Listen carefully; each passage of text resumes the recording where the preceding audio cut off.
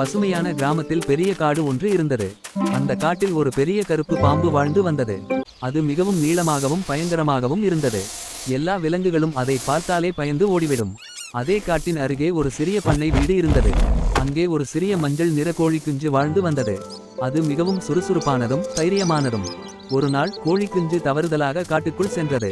அப்போது பெரிய பாம்பு அதை பார்த்தது.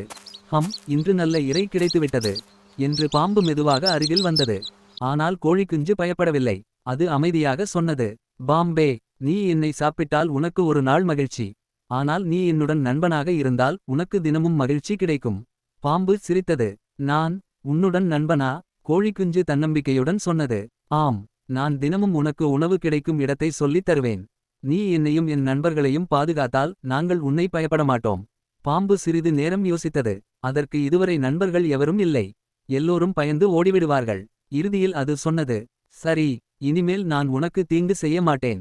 அந்த நாள் முதல் பெரிய பாம்பும் சிறிய கோழிக்குஞ்சும் நல்ல நண்பர்களாகி விட்டனர். பாம்பு காட்டை காப்பாற்றியது. கோழிக்குஞ்சு எல்லா விலங்குகளுக்கும் தைரியம் கற்றுக் கொடுத்தது.